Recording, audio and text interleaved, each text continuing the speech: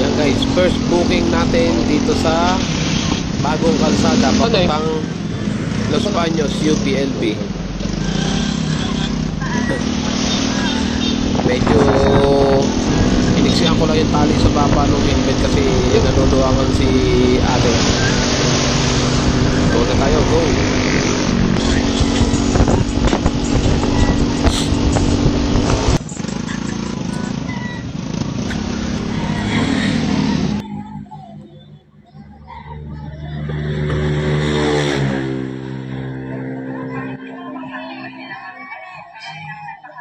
Yan guys, nandito na si ate sa kanyang destination.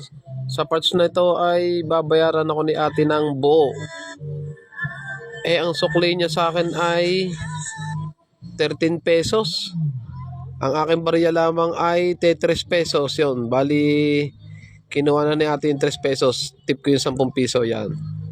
Thank you ate.